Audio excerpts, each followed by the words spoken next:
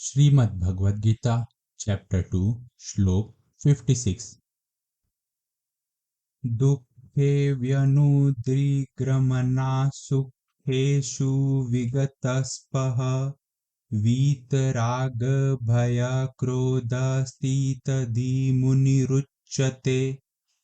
जो बहुत दुख में भी जिसका मन विचलित नहीं होता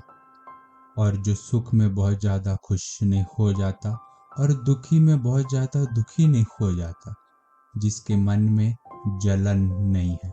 जिसके मन में भय नहीं है, जिसको गुस्सा नहीं आता है, वह स्थिर बुद्धि वाला मुनि कहलाता है। तो भगवान यहाँ पे कहते हैं कि जिसके लाइफ में परेशानी आने पर भी जिसका माइंड विचलित नहीं होता है,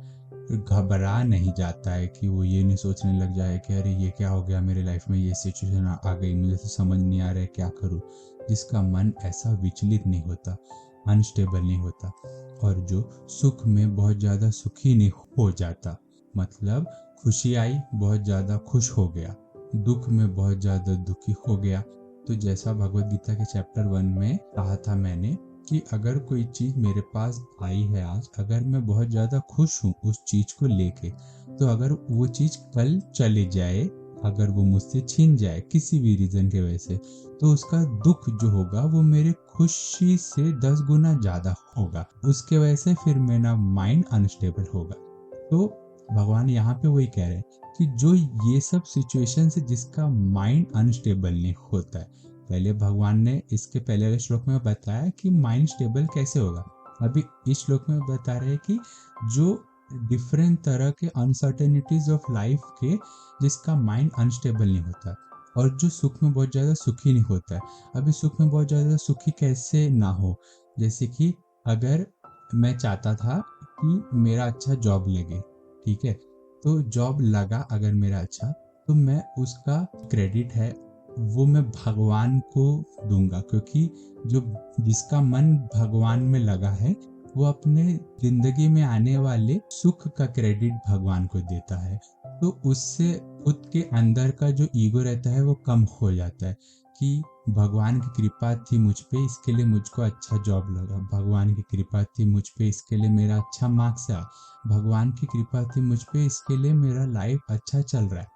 और अभी भगवान कहते हैं कि जो दुख में बहुत ज्यादा दुखी नहीं होता, अभी दुख में बहुत ज्यादा दुखी कैसे ना हो,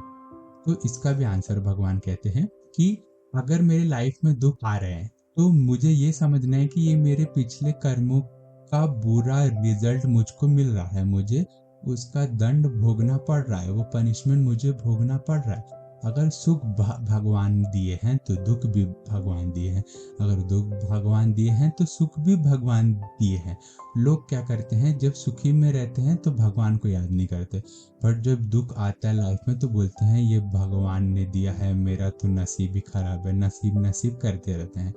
तो जो अपने जिंदगी में आने वाले दुख को अपने बुरे कर्मों का परिणाम रिजल्ट समझ के कर्म करे, और अपनी जिंदगी में आने वाले सुख को भगवान का दिया हुआ आशीर्वाद समझे, वो सुख में बहुत ज्यादा सुखी नहीं होता है और दुख में बहुत ज्यादा दुखी नहीं होता है। अभी फिर भगवान कहते हैं कि जिसके मन में जलन नहीं है। अभी लोगों के लिए, बहुत लोग को जलन होती है, एक दूसरे से जलन करते रहते हैं। तो जलन कैसे ना आए मन में, उसके लिए भी भगवान आगे के श्लोक में आंसर करते हैं इसका, फिर भी मैं अभी बता देता हूँ। भगवान कहते हैं कि तुम हर इंसान में मुझको देखो, जब तुम हर इंसान में मुझको देखोगे तब तुम किसी से जलन नहीं करोगे, क्योंकि अभी भगवान कह रहे हैं कि परमात्मा में बुद्धि लगाओ, मुझ में मन लगाओ। तो जब मैं भगवान को ही अपना सब कुछ मान लूं और फिर मैं अगर हर इंसान में भगवान को देखूं, तो मुझे ये लगेगा हर इंसान को देख के कि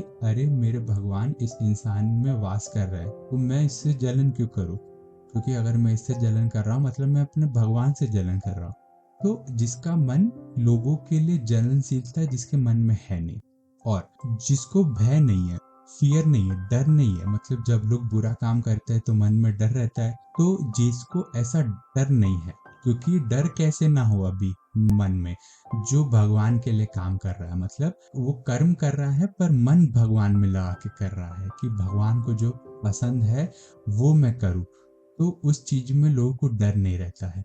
तो जो लोग उल्टा पलटा काम करते हैं लाइफ में, गलत काम करते हैं, उनको मन में डर रहता है कि कभी ना कभी फंसूंगा, गलत कर रहा हूँ, पर खुद को रोक नहीं पाते, मन में रहता है कि गलत है। जैसे दुर्योधन ने कहा था कृष्ण जी को कि मुझे पता है कृष्ण कि मैं गलत कर रहा हूँ, बट मैं खुद को रोक नहीं पाता हूँ। उनके मन में भी डर था। जब युद्ध शुरू हुआ तो दुर्योधन भी डर रहे थे, क्योंकि उनको मालूम था उनका जो साइड है, जो पक्ष है युद्ध में, वो गलत का है, अधर्म का है। पर अर्जुन के मन में ये डर नहीं था। अर्जुन दुखी थे, टेंशन में थे, इसलिए कि उनको अपने रिलेटिव्स, अपने भाई, अपने दादा, अपने गुरु पर शस्त्र चलाने पड़ेंगे, मारना पड़ेगा उनको, इसके लिए था डर।